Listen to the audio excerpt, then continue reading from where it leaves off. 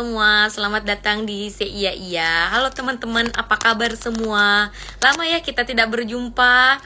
Hari ini untuk yang pertama kali nonton Iya, hari ini kita kontennya tuh break di mana kami akan menggali hasil penelitian langsung.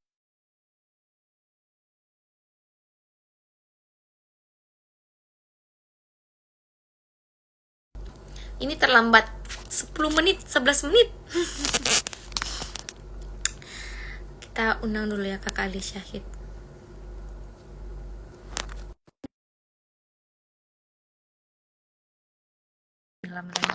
Semoga jaringan mendukung. Jaringanku baik-baik saja kah? Bismillah.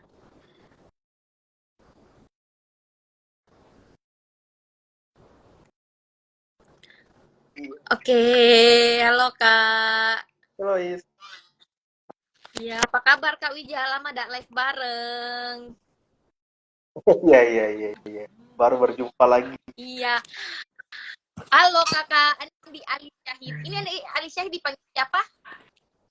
Dipanggil Aan, Kak. Dipanggil Aan. Halo Aan, apa kabar? Ya, halo, apa kabar, Kak? Oke, terima kasih teman-teman. Santai aja ya. Kak Wija di mana? Masih di suasana kantor ya. Oh, masih sempat ya live saya iya di kantor. Selalu disempatkan. Aan di mana? Lagi di rumah, Kak. Oh, di rumah sih. Iya. Sekarang Aan apa kegiatannya? Kalau kegiatan akhir-akhir ini itu masih mempersiapkan diri untuk lanjut studi lagi, Kak. Wah. Semangat ya. Rencana tembak mana? Ke Jawa ya? Ke luar negeri ya? Kalau rencana di UGM, Kak. UGM, Bismillah ya. Ya, amin. Mau kumpul lagi nih sama teman-teman psikologi yang lain di sana. Iya. Gengnya kembali di UGM.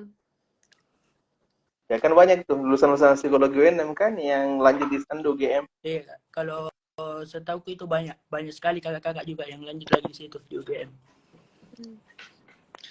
Aan kemarin lulus tahun berapa? Lulus tahun 2023, Kak. Oh, baru setahun ini ya. Apa kegiatan Belakangan. selain persiapan UGM? Asik. Kalau kegiatan belakangan itu kemarin itu waktu lulus masih sempat ikut ada kegiatan pengabdian, Kak, namanya PPK Ormawa. Jadi sambil menyelesaikan studi masih persiapan ikut juga di kegiatan PPK Ormawa, sama sempat juga jadi asisten mata kuliah di kampus. Super sibuk dan baik hati ya. Produktif ya. Tetap produktif tahu. Iya, aduh. Kemarin 2013 terus masuk 2019, masuk 21, 22, 23. Berarti 4 tahun ya An kuliah? Iya, Kak, 4 tahun. 4 tahun berapa lama di dalam 4 tahun itu? Ya, Kak? Berapa lama proses skripsinya? Kalau proses skripsi itu ada 7 bulan kalau tidak salah, Kak. 7 bulan. Dari proposal sampai selesai. Oh, dari terima itu deh? Iya. Astagfirullahaladzim, lupa mah perkenalan. Coba Ali Sakti kalau mau, Ali Sakti, Ali Syahid kalau mau perkenalan diri dulu. Halo teman-teman. Oh, iya. Terlanjur nyaman dengan obrolan. Iya, belum perkenalan baru dikasih tahu namanya. Silakan memperkenalkan diri dulu. Ya Allah, sorry. Ya, baik. Terima kasih atas kesempatannya. Jadi perkenalkan, nama saya Andi Ali Syahid. Saya itu alumni psikologi UNM angkatan 2019. Jadi lulus kemarin di bulan Oktober tahun 2023. Asik. Arley mau perkenalan apa? Kak begitu sebut nama pacarnya, mantan-mantannya di psikologi. Bebas. Wah. Enggak ada, Kak, selama ini untuk di psikologi belum ada. Oh, belum ada. Kayaknya Jadi sebenarnya Emang ini. makanya masih lama-lama di kampus pengabdian supaya dapat dulu nih. Mana Belum tahu keluar. aduh, tidak tercapai selama proses mahasiswa. Masih cari-cari pengalaman lagi, Kak. Pengalaman Pengalaman apa? yang belum didapatkan kemarin. Yang masih kurang. Iya. Tadi kembali lagi.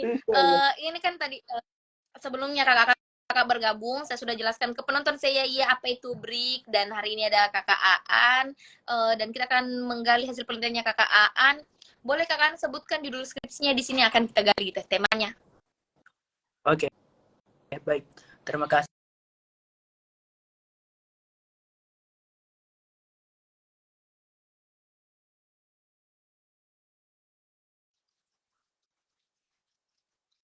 Itu untuk judul skripsi saya kemarin, Kak. Ini judulnya pertama kali kasih masuk langsung ACC ya? Tidak, Kak. Oh, Sempat kan kemarin tuh pembimbingnya Pak Basti, jadi sempat diganti dulu judulnya di awal. Oh, kenapa ambil ini ya? Apakah pengalaman atau baca-baca dari, biasa kan ada dari tugas-tugas mata kuliah kuanti, kuali, atau apakah yang lain terus dilanjut ke proposal? Iya. Jadi untuk pertamanya itu kan judul awal itu saya ajukan ke dosen pembimbing untuk ambil meaning life. Meaning life karena kenapa ambil meaning life? Karena kemarin itu saya sempat awalnya muncul untuk mengambil proposal itu karena saya magang di lapas. KKP kemarin di lapas. Jadi iya. Lapas KKP mana? di Lapas Makassar, Kak. Lapas kelas 1. Oh, Makassar. Iya. Jadi karena kemarin sempat magang di sana KKP, terus sempat sharing-sharing sama beberapa warga binaan yang ada di sana terkait bagaimana kondisinya, bagaimana pada saat awal masuk ke dalam lapas tentunya akan mendapatkan suasana yang berbeda, beberapa kondisi hidup yang baru lagi, misalkan adanya beberapa larangan dan lain-lain, hal-hal yang tidak boleh dilakukan. Jadi saya awalnya setelah cerita, ya saya mengambil untuk mengajukan variabel meaning life tersebut, itu makna hidup. Makna hidup. Iya. Tetapi setelah itu setelah diskusi dengan dosen pembimbing, ternyata katanya variabel tersebut itu sudah banyak katanya, terlalu sering untuk diteliti untuk untuk akhir-akhir ini. Jadi setelah itu saya tertarik lihat bahwa setelah berdiskusi cerita dengan warga binaan yang ada di sana, dia merasa bahwa kondisinya sekarang itu hukuman yang dia terima dengan perilaku yang dia lakukan kemarin itu tidak sesuai. Menurut orang-orang lapas di sana, warga binaan di sana, dia merasa bahwa hukumannya terlalu berat, dia rasa tidak sesuai sama apa yang dia lakukan kemarin. Tetapi pada akhir wawancara, pada saat sharing tersebut, dia juga mengatakan bahwa tapi ya sudahlah, karena sudah terjadi, jadi kita syukuri saja apa yang sudah terjadi di hidup kita, dan kita jadikan pembelajaran supaya kedepannya hal-hal ini lagi tidak berulang lagi. Oleh karena itu, karena dia mengatakan bahwa ya syukuri saja, jadi saya mencoba mengajukan variabel rasa syukur tersebut. Jadi saya mencoba mengajukan variabel rasa syukur dengan resiliensi supaya saya bisa lihat bahwa apakah memang rasa syukur itu bisa membangkitkan resiliensi dalam diri individu, terutama orang-orang yang ada di dalam lapas. Jadi saya bawa variabel itu dan saya ajukan ke dosen pembimbing, dan alhamdulillah di ACC sama dosen pembimbing pada waktu itu. Ya. Kalau meaning life udah jenuh dia. Iya, katanya udah jenuh. Ini tanda-tanda lagi banyak orang yang mencari kemaknaan hidup kayaknya. Oh, tapi menarik nih. Maksudku, kan tadi tuh alasannya kenapa pilih rasa syukur. Nah, tapi kalau resiliensi mungkin bisa dijelaskan dulu nih, resiliensi itu seperti apa? Iya. Jadi kalau pemahaman saya sendiri itu, resiliensi itu sebenarnya itu kemampuan yang setiap individu itu miliki, kemampuan yang dimiliki oleh setiap individu, yaitu kemampuan tersebut yaitu kekuatan agar kita dalam kondisi tertekan, terpuruk, kita bisa bangkit dan menghadapi tekanan tersebut. Menurut saya seperti itu resiliensi. Dan menurut saya juga resiliensi itu adalah sebuah kepribadian, itu trait di mana setiap orang itu punya dan tergantung kondisi individu itu masing-masing. Jadi seperti itu resiliensi menurut sepemahaman saya.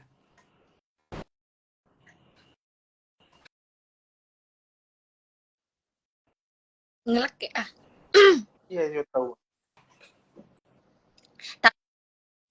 Aan, kenapa tetap kekeh di lapas? Padahal judul pertama tentang lapas ditolak nih.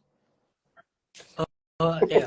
Kenapa kekeh di lapas pada saat itu? Karena saya sebenarnya tertarik sama kehidupan yang ada di lapas. Karena pemikiran saya itu sebelum magang di sana di lapas, saya melihat bahwa kondisi di lapas itu sangat menakutkan seperti itu. Maksudnya pandangan-pandangan awam, pemikiran awam bahwa kalau kita masuk di lapas kayak kosong kehidupan di sana yang tidak ada bisa dilakukan, kehidupan yang hanya mungkin kalau pemikiran saya di awal kayak kita di dalam sel, paling keluar sel hanya untuk misalkan bersih-bersih dan lain-lain, setelah itu kembali lagi masuk di dalam sel. Ternyata setelah saya magang di dalam itu sangat jauh berbeda karena ada banyak kondisi kehidupan yang bisa membuat kita misalkan bisa membangkitkan resiliensi kita, tentunya terutama saja di dalam lapas tersebut. Seperti itu, Kak. Itu menjadi karakter. Jadi kayak banyak aktivitas. Iya. Misalnya saja contoh aktivitasnya itu ternyata baru juga saya tahu di dalam lapas itu ada garmen. Garmen itu kayak tempat jahit. Jadi alma mater yang dipakai di Unhas, di UMI, di UNM itu semua dari lapas ternyata. Saya baru tahu ketika waktu magang di sana. Ternyata alma mater yang dipakai ini orang-orang warga binaan yang jahit ternyata. Seperti itu, Kak. Oh, gitu ya. Iya. Pantas yang pakai alma mater ingin kebebasan.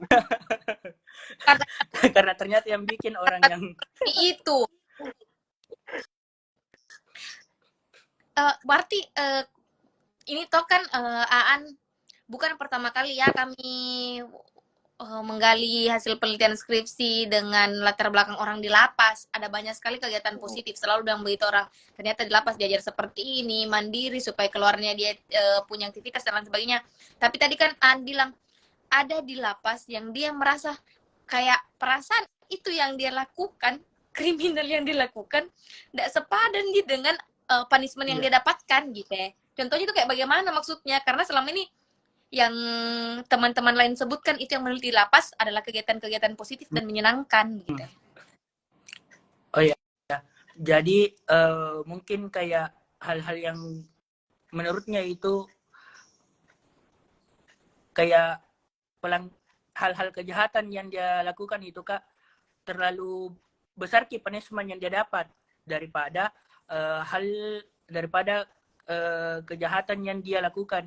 Sebenarnya itu saya merasa juga bahwa itu perspektifnya manusia sendiri sebenarnya, karena manusia itu pasti selalu merasa bahwa saya itu tidak begini ya, kenapa berat sekali kurasa dan ku dapat. Itu hanya perspektif yang ada di dalam kepalanya masing-masing individu, kalau menurut saya seperti itu, Kak. Jadi itu sedikit pembelaan mungkin yang dia keluarkan, pembelaan dari dirinya bahwa saya tidak seharusnya dapat hukuman sebesar ini dari hal-hal yang kulakukan, kayak mungkin pembelaan seperti itu yang muncul dari individu tersebut. Misal apa itu contohnya? Bisakah di-spill atau rahasia? Kenapa, Kak?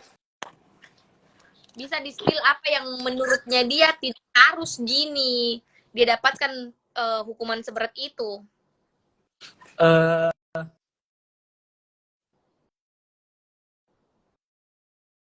Jaringanku ya?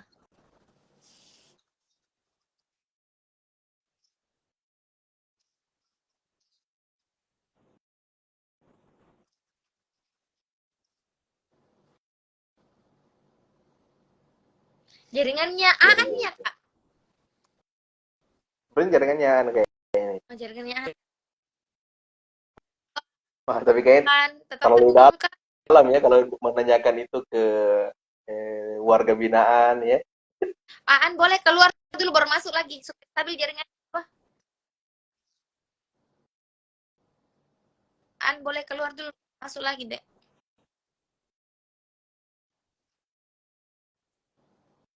Oke. Mari diundang kembali. Iya. Tapi menarik juga ini tuh penelitiannya. Kalau dia akan mau tahu rasa syukur, apakah berhubungan dengan resiliensinya orang. Jadi pertanyaannya di lapas itu bisa jadi banyak orang yang mungkin belum resilient. Ya. Makanya itu mungkin itu jadi penting juga nanti ditanya kesamaan bagaimana ya resiliensinya orang-orang di sana. Apakah sampai keluar di lapas belum terbentuk resiliensi itu karena bisa jadi tidak menerima kondisinya. Bagaimana? Apalagi tidak masuk kan? Iya.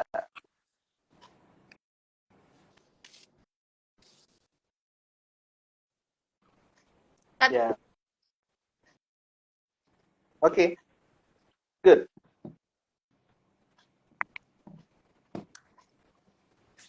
Tapi Anto, di sebelum kita ambil penelitian itu, kan otomatis kita cari-cari tahu dulu tentang resiliensinya orang di sana, sini kita ambil. Nah, memangnya dari penelitian itu bagaimana resiliensinya orang di sana, teman orang-orang yang warga binaan di sana di lapas? Jadi kenapa sebenarnya saya tiba-tiba mau angkat? Kayaknya jaringan.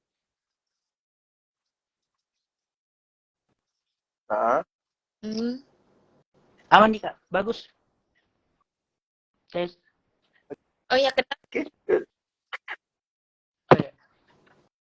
Oh ya, kenapa? Jadi alasannya kenapa saya tiba-tiba sebenarnya mau angkat ini resiliensi. Berawal juga waktu magang kemarin kan di lapas itu cuman ada satu orang psikolog yang ada di sana di lapas tersebut. Kemarin juga sempat sharing sama psikolog yang ada di sana. Ternyata psikolog saya itu mengatakan bahwa kewalahan dia kewalahan untuk melakukan konseling dan lain-lain ke warga binaan yang ada di sana. Bahkan dalam sesi konseling tersebut ada beberapa warga binaan yang mau bunuh diri, mau kabur dari lapas. Nah, jadi itu saya merasakan bahwa ternyata mungkin tekanan-tekanan yang ada di dalam lapas tersebut itu membuat warga binaan di sana itu belum resilient seperti itu. Jadi itu alasan pertama kenapa saya mengangkat resiliensi sebagai variabel penelitian saya di dalam lapas tersebut. Seperti itu, Kak. Bahkan psikolognya sendiri itu bilang bahwa kalau sebenarnya dia butuh orang lagi, teman untuk melakukan konseling dalam lapas tersebut karena dia kewalahan untuk melakukan konseling dengan beberapa warga binaan yang ada di sana. Seperti itu, Kak. Jadi kayaknya memang masih banyak orang yang belum menerima kondisinya yang ada di lapas. Makanya tekanan-tekanan itu pasti butuh disalurkan nih, salah satu ke psikolog. Tapi kalau An sendiri di sana mengkonseling orang enggak waktu di lapas? Konseling Kalau kemarin itu Kak, sebenarnya bukan tidak melakukan konseling, tetapi kemarin itu sempat melakukan beberapa kayak membantu mengajar warga binaan yang ada di sana. Selain membantu mengajar, kemarin juga sempat mengadakan psikoedukasi, yaitu meningkatkan kebermaknaan hidup warga lapas yang ada di sana. Jadi kami itu melakukan psikoedukasi dan ada juga pohon harapan seperti itu. Jadi untuk melakukan konseling itu kami tidak melakukan hal tersebut karena mungkin lebih terpercaya kalau langsung ke psikolognya pergi konseling. Saya curiga Kak ini Aan S2 untuk temani psikolognya di situ. Wah, lisensi ya? Iya. Psikolognya cek, siapa tahu senter.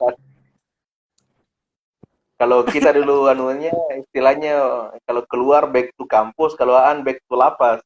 Nah, sepertinya lo menemani.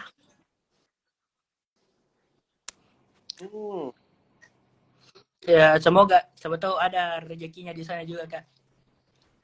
Iya, iya. Kalau ada ndak kendala selama proses ini berarti kuanti ya? Iya, Kak, kuanti. Kuanti berapa partisipannya? Kemarin itu partisipannya 280 orang. Jadi metode caranya itu per klaster, Kak. Banyaknya. Setiap blok diambil. Ya. Berapa lapas? Satu lapas? Ya, Kak? Satu lapas itu 280 orang.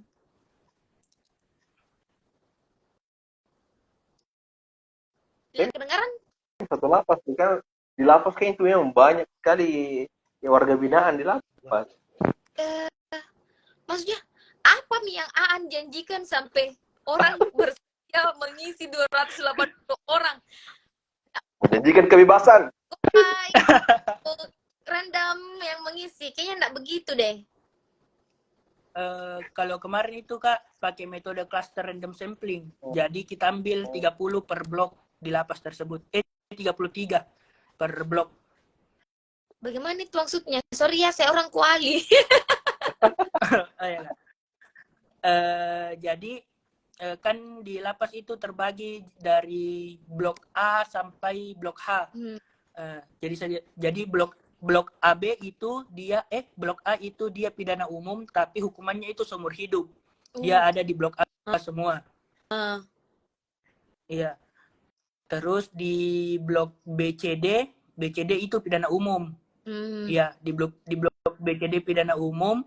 Di blok E sama H, di blok E itu dia ada namanya penjara 2 pintu. Saya juga kurang tahu namanya itu, Kak, di blok E.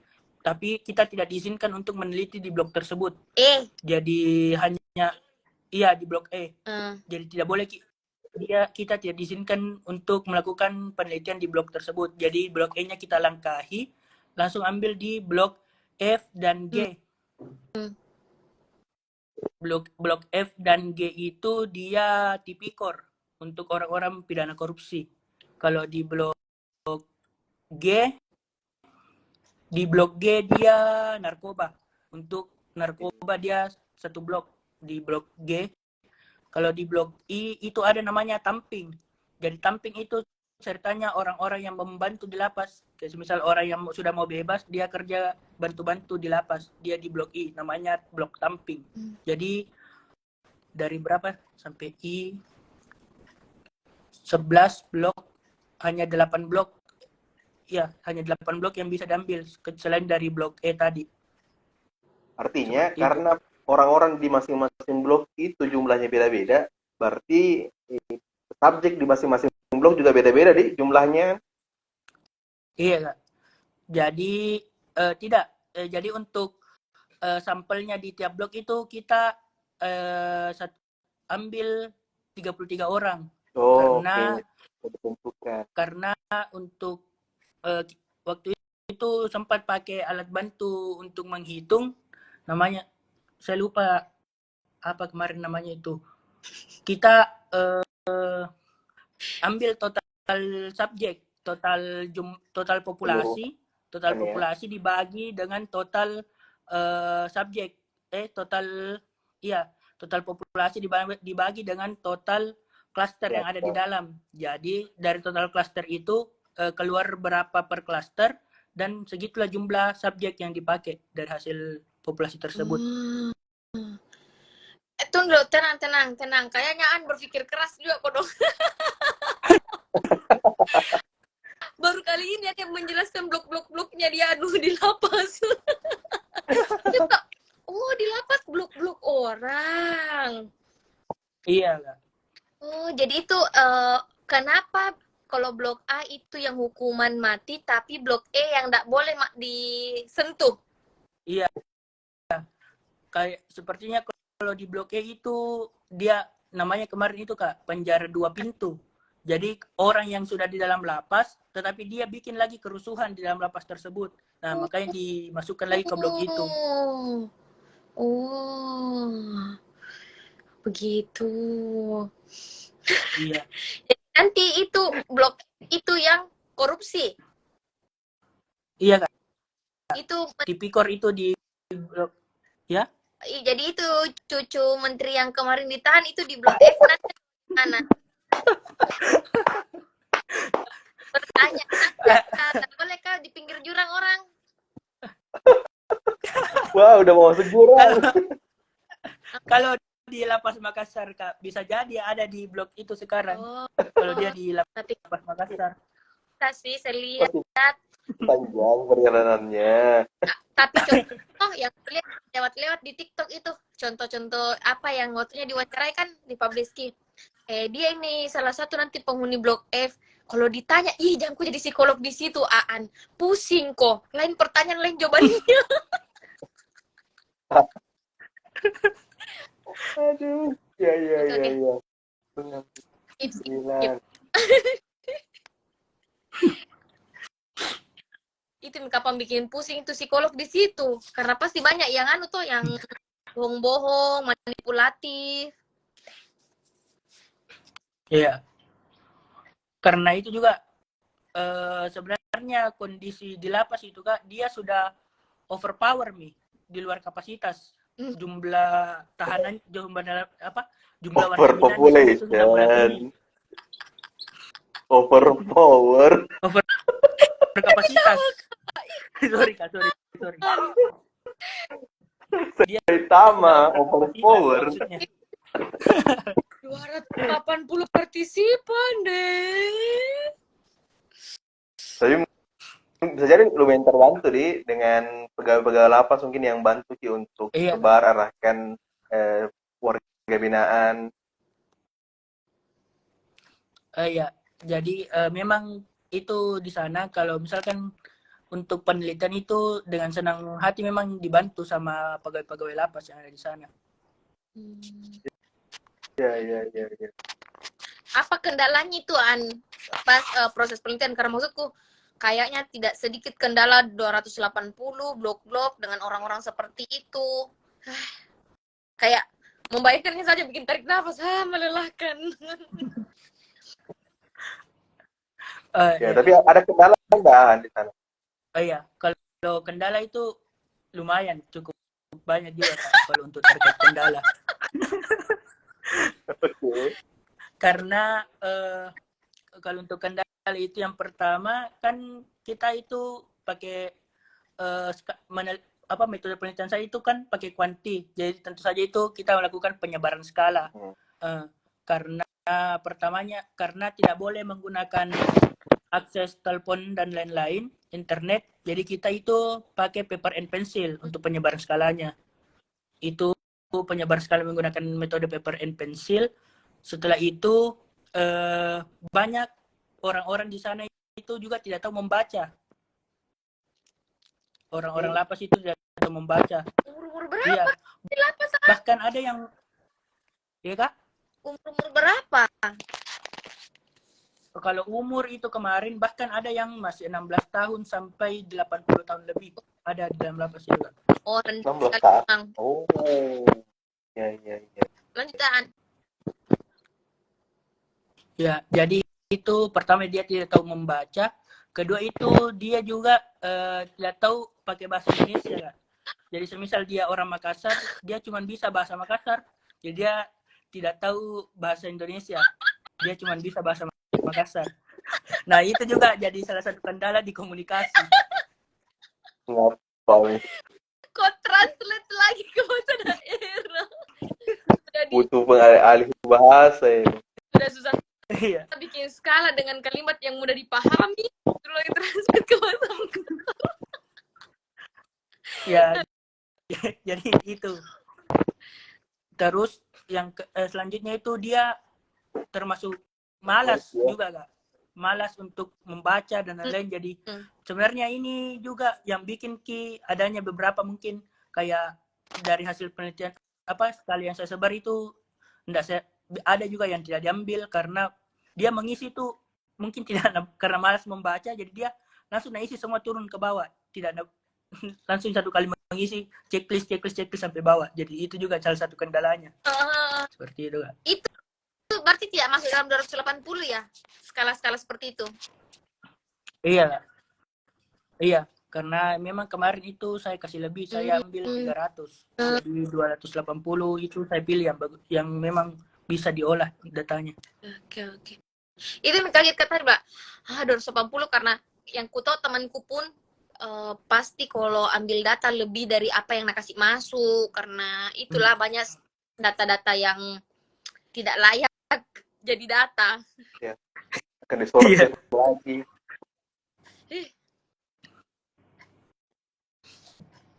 Jadi bagaimana kalau misalnya dia tahu dia cuma bisa bahasa Makassar, terus kok tidak bisa bahasa Makassar, ditranslatekan sama anunya tugasnya?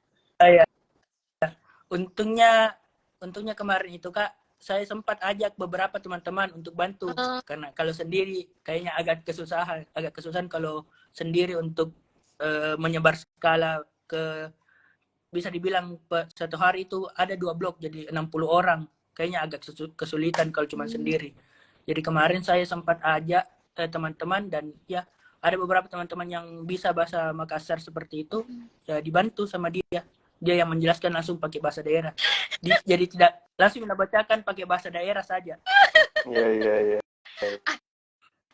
Kebayang Kak, kayak Pak Lukman yang baca buku bahasa Inggris baru jelaskan ke kita pakai bahasa Indonesia. Itu kadang Pak Lukman kalau mengajar begitu tuh. Iya. Damn magic. Yeah. Jadi dia baca pakai bahasa Indonesia, terus dia jelaskan lagi pakai bahasa daerahnya, pakai bahasa Makassar ke orang lapas tersebut. Ini yang susah ini kalau di lapas itu banyak daerah. Ada yang tidak bisa. Iya. Dan ada yang tidak bisa bahasa Indonesia, Wah. Tapi sempat lucu kemarin juga, lucunya itu yang pas di blok Tipikor, Kak, di pidana korupsi. Karena kan otomatis orang-orang yang orang-orang yang memiliki latar belakang pendidikan misalnya itu bahkan ada sampai S3, S2, bahkan dia sempat koreksi beberapa kata di item skala. Baru jadi kau perbaiki, Ji. Iya, maksudnya kalau itu saya jelaskan nih, karena kan tidak semua orang paham sama bahasanya dia. Kayak dia bilang kalau apa itu kemarin kayak dia kemarin yang dia koreksi, dia bilang kalau untuk kata ini itu tidak cocok kalau kita merasa bersyukur sama Tuhan, cocoknya itu ke sesama manusia, seperti itu. Jadi dia koreksi gitu. Cuman kan bahasa seperti itu dia paham karena dia mungkin latar belakangnya tinggi, tapi untuk orang-orang yang memiliki latar belakang yang misalkan cuma tamatan SD dan lain-lain kan kurang paham kalau pakai bahasa seperti itu. Yang koreksinya kemarin masuk. Karena kamu kan pakai yang bahasa general tuh yang semua orang bisa kira-kira paham itu. Iya, Kak. Apalagi usia jauh, remaja, tengah sampai lansia. Bahkan dia S2 di luar negeri dan lain-lain. Korupsi apa itu? Spill dong. Apa nih? Aduh, ilmu tinggi, minim ahlak, astagfirullah. Iya. Aduh, meneliti di lapas. Tidak sambil gosip-gosip, rumpi-rumpi jago di situ, kayak apa itu? Kan Pak, berapa banyak kah di korupsi sampai di lapas? Itu 271T saja belum tentu itu, Pak. Kalau terkait itu tidak sempat kayak cerita-cerita karena biasa dia itu kayak malas, jadi setelah mengisi langsung pergi ke kamarnya begitu. Masih untuk like itu di. Iya. Tapi saya menarik, setelah ini kan menariknya karena ada klaster-klaster dan ada jumlah masing-masing klaster. Dari penelitian itu terlihat tidak ada perbedaan resiliensi dari masing-masing klasternya. Kak. Jadi kalau dari hasil penelitian itu kemarin, kalau yang kayak dia di blok A tadi, yang hukumannya itu seumur hidup itu, ya dia itu agak rendah resiliensinya. Yang paling tinggi itu dia di tamping itu. Tamping itu yang sudah mau bebas dia yang membantu-bantu di lapas. Jadi itu kemarin dia lebih tinggi ke situ resiliensinya, karena mungkin karena dia sudah mau bebas, sudah lama, mungkin sudah melewati beberapa masa tahanannya, jadi dia tinggi resiliensinya di situ. Ya, kalau yang tipikor, yang tipikor itu dia agak sedang juga Kak resiliensinya. Mungkin karena ada beberapa kondisi mungkin yang dia bilang yang dia rasakan sangat berbeda waktu di luar sana, sehingga pas masuk di dalam lapas itu sangat banyak kondisi-kondisi hidup yang baru lagi dia jalani, beberapa larangan-larangan dan lain-lain. Jadi mungkin itu yang membuat masih kurang rendah, masih kurang tinggi resiliensinya. Ini yang menariknya kalau penelitian kuanti dengan 2 skala. Jadi kita bisa tahu tinggi rendahnya dari masing-masing skala. Nah, kalau rasa syukur bagaimana? Itu di klaster itu beda lagi enggak tinggi rendahnya? Ya, kalau untuk rasa syukur itu sendiri, dia di klaster mana? Di klaster A tentu saja di klaster A itu dia rasa syukurnya agak kurang tinggi, rendah rasa syukurnya di blok A. Terus di tinggi itu dia ada di blok D sama blok E kemarin kalau tidak salah. Iya blok blok tamping itu, blok tamping. Di blok D sama blok I. Karena kalau di blok kebetulan kemarin di blok D, ya Kak?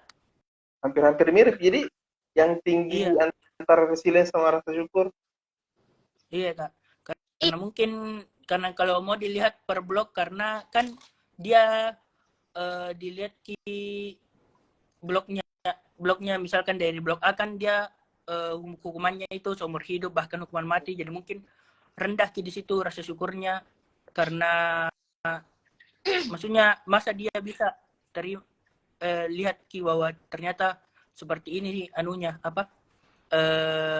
hukumannya yang dia sudah terima seperti itu. Kalau di blok D kemarin dia cukup tinggi karena sempat cerita dengan beberapa pegawai di sana, ternyata di blok D itu juga banyak santri yang menjadikan di lapas itu ada kegiatan santri seperti itu.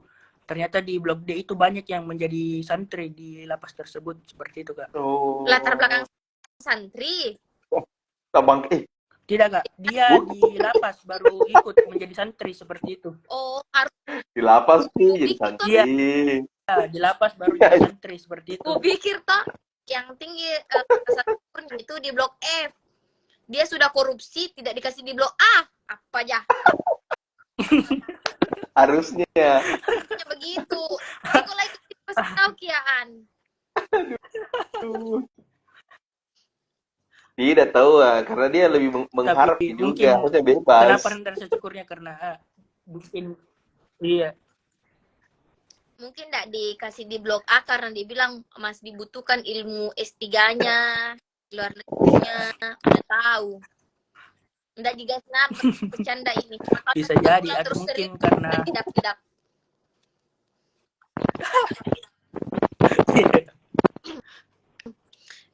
Tapi menurutmu keuntungan yang kau dapat selain selesai skripsimu dan menyenangkan di lapas itu apa? Yang kau dapat, Aan?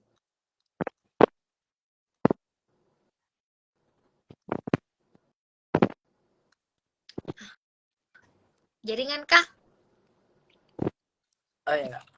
Jadi menurut kalau ya Kak?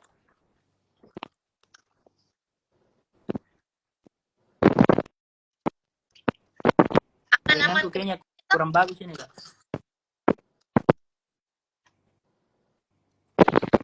kedengaran Jian. Iya, iya. Kedengaran, Kak. Oke.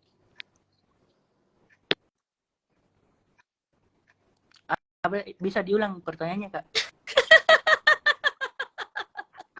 Agak terputus-putus tadi pas waktu bertanya. Apa positif yang Anda dapat selama proses meneliti selain akhirnya skripsinya selesai, dipermudah sama petugas dan teman-temannya gitu.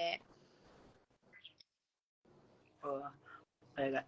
Jadi mungkin hal yang saya dapatkan itu semisal tadi ternyata ada pandangan baru yang merubah cara berpikir saya. Semisal ternyata di lapas itu bukan hanya sebagai tempat untuk menerima atau menjalankan hukuman seseorang, tetapi seseorang di dalam sana juga bisa dibentuk, dibina agar setelah keluar dari lapas itu dia tidak merasa bahwa dia tidak menjadi bahwa orang yang terasingkan karena menganggap dia mantan napi itu pandangannya orang luar itu sangat bagaimana terhadap pandangan negatifnya terhadap mantan narapidana seperti itu. Jadi dia bisa kayak mengembangkan apa skill yang sudah dia dapatkan di lapas sehingga dia bisa bermanfaat dia bisa gunakan untuk keberlangsungan hidupnya nantinya. Seperti itu menjadi pandangan baru yang muncul untuk saya, Kak. Jadi kayak punya ide kalau misalnya ada pejabat-pejabat persulit bilang, awas Ki, ada tuh blok F di lapas. Lapas tanpa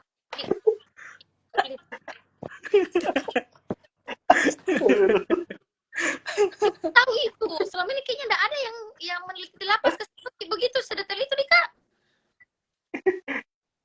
Iya. Biasanya kan tergantung dari cara pengambilan datanya tuh.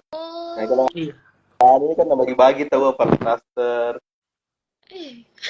Kalau biasa kan ada yang membagi berdasarkan usia, jenis kelamin. Oh, tapi kalau ini kan di lembaga di saya ini laki-laki perempuan enggak di sana? Ya, enggak. Di tempat di lapas itu laki-laki perempuan enggak di sana yang kita teliti? Oh ya. Kalau untuk di lapas itu, Kak, dia laki-laki semua yang ada di lapas tersebut. Karena beda halnya kalau di rutan. Kalau di rutan mungkin masih bisa gabung laki-laki dan perempuan. Tetapi kalau sudah di lapas, dia sudah dibedakan. Untuk di Makassar itu dia laki-laki semua. Kalau tidak salah itu lapas perempuan di Goa, kalau saya tidak salah, Jalan Kemalino. Ais kayaknya punya insight baru juga nih. Dapat lagi insight baru. Itu yang tahu lapas anak-anak yang di Maros katanya. Ya. Yang di Maros saja itu sudah pindah tempatnya, nah. Masa, Kak? Di kota Maros nih sekarang. Oh, tapi tetap Maros. Tapi Anu yang kita tanyakan Kak Wija, mau bertanya ke akhir-akhir ini di Aan. Oh iya. Ini termasuk pertanyaan akhir enggak ya? Di penelitiannya kan pasti sudah digembleng habis-habis nih waktu ujian kita. Nah, menurutnya apa kekurangan yang berpotensi untuk diperbaiki di penelitian selanjutnya?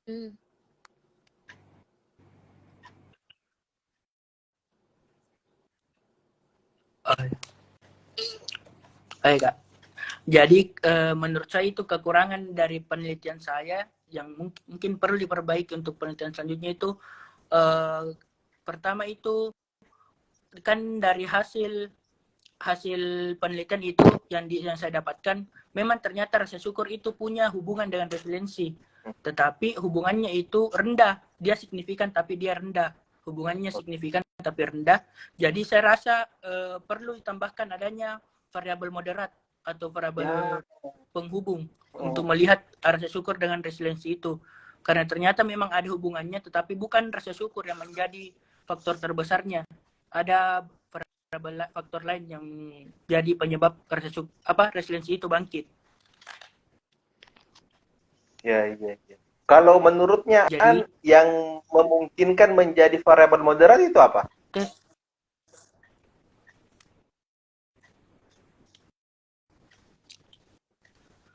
Setelah kita baca-baca yang menurutnya yang paling memungkinkan memoderati antara rasa syukur dan resiliensi itu variabel apa?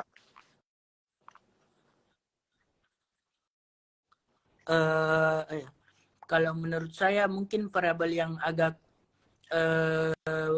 agak bisa menjadi variabel moderatnya itu mungkin penerimaan diri atau penyesuaian diri itu Kak. Ya, ya. Kalau menurut saya, karena Hmm. memang menurut saya variabel rasa syukur itu sudah tingkat akhir dari Oke. penerimaan diri itu. Iya, mungkin penyesuaian diri dulu, terus penerimaan diri, ya baru dia ke rasa syukur itu. Baru muncul rasa Jadi, syukurnya. iya. Oke. Selain itu juga Iya. yang menjadi yang susah kalau kita melakukan penelitian dengan metode kuantitatif di dalam lapas tersebut. Karena pertama itu rasa malas dari warga binaan untuk mengisi skala. Kedua itu karena keterbatasan mungkin, yang itu yang masih banyak warga binaan di sana yang tidak tahu membaca. Mungkin juga kalau untuk lebih mendalami bisa kita lakukan dengan metode kualitatif seperti itu. Mungkin yang menjadi yang lebih bagusnya untuk mendalami itu mungkin Kak. Kalau mungkin yang jadi ada lagi insight penelitian untuk AIS.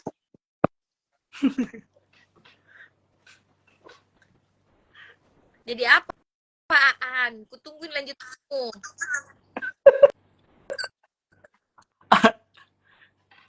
ya Kak? Jadi apa tadi? Apa tadi? Yang mana Kak? Tadi bla bla bla. Untuk lebih mendalami, bagus metode kualitatif. Jadi, saya tunggu ini apa lagi? Sampai di situ Mia. Tidak boleh dikasih penasaran perempuanan. Tidak Kak. Agak putus, mungkin kayaknya jaringanku yang kurang bagus, jadi terputus-putus Ki.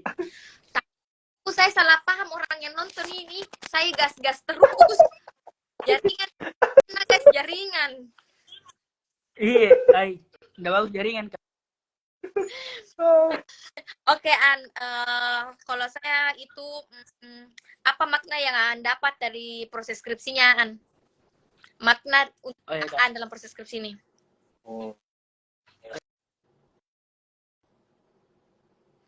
Astagfirullah. Guys, bukan gas-gas atau kor-kor, tapi memang jaringan. Pertama itu mungkin rasa tekun, karena kenapa? Iya. Kalau mungkin yang makna yang saya dapatkan itu Kak, mungkin rasa tekun, karena jujur musuh yang menjadi penghambat untuk mengerjakan skripsi ini adalah diri kita sendiri. Rasa malas dan lain-lain seperti itu Kak, mungkin. Berarti jadi itu memang rasa tekun. Berarti ada Andi pernah di titik kayak jenuh atau malas kerja ini skripsi. Apa yang bikinan kayak tetap harus dikerja ini? Ada kan? Oh iya Kak. Biasanya kan pertama, orang support pacar ya, tapi Andi tadi bilang apa supportnya An? Ya. Apa yang bikin An resilience? Iya. Sebenarnya kalau rasa jenuh memang sempat, karena saya itu sempro kemarin di bulan Desember 2022. Ya, Desember 2022. Terus baru lanjut kerja lagi itu di bulan Juni kalau tidak salah. Jadi ada 1 semester lah. Saya tidak sentuh itu skripsi lagi Kak. Setelah sempro itu. Jadi mungkin faktor yang membuat saya resiliensi ya untuk bangkit untuk mengerjakan kembali itu teman-teman, karena saya melihat sudah banyak teman-teman saya yang sudah selesai duluan. Dia bilang harus juga mulai kerja ini skripsiku supaya bisa juga lulus tepat waktu di dari kampus seperti itu Kak. Segera sadar ya. Iya. Ini ada Andi Sifat. Yang kedua juga terkait biaya juga.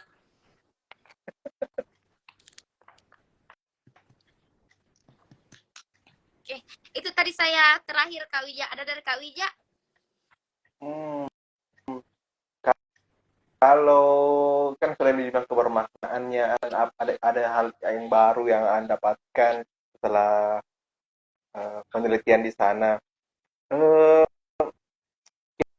Kira-kira kalau misalnya nih ada teman-teman yang mau diskusi dengan Aan terkait penelitiannya, ini bersedia enggak nanti nih dihubungi sama teman-teman CIA? Oh, ya bersedia Kak. Kalau misalkan ada yang kurang jelas, karena mungkin juga pengaruh ini jaringan, jadi mungkin agak kurang jelas nanti hasil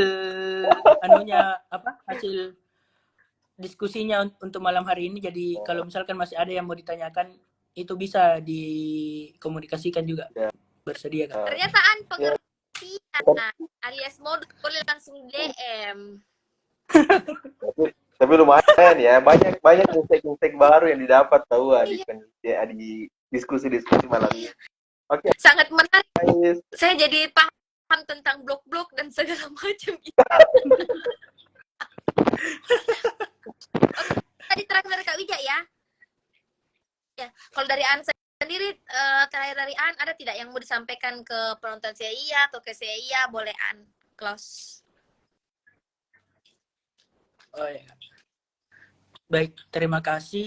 Jadi untuk mungkin terakhir dari saya, sebenarnya mungkin ada yang masih ada beberapa orang menganggap bahwa penelitian itu membosankan dan lain-lain. Sebenarnya itu seru kalau memang kita memiliki beberapa tujuan, apalagi kita memiliki hal yang rasa penasaran kita. Jadi unek-unek kita keluarkan sebagai latar belakang kita untuk melakukan penelitian, itu pasti akan ada banyak manfaat dan makna yang bisa kita dapatkan. Apalagi untuk pengetahuan dan lain-lain. Jadi saya rasa untuk melakukan penelitian itu cukup seru jika memang ingin dilakukan. Jadi untuk teman-teman jangan merasa bosan mungkin atau malas, karena apa yang kita lakukan dari penelitian itu bisa bermanfaat bagi orang lain, seperti itu kan. Oke. Terima kasih banyak Andi Ali Syahid untuk sudah mau meluangkan waktu bagi informasi tentang skripnya yang sangat menarik ya, ternyata dunia lapas ini. Terima kasih untuk Kak Wija juga yang sudah temani Aisin dari awal sampai akhir. Makasih untuk teman-teman yang sudah nonton saya. Mohon maaf sebelumnya kalau ada salah kata dan perbuatan, atau kalau dengar Ais gas-gas, ini jaringan ya. Terima kasih untuk 59. Sampai bertemu di episode berikutnya. Assalamualaikum warahmatullahi wabarakatuh. Waalaikumsalam warahmatullahi wabarakatuh. Terima kasih Kak.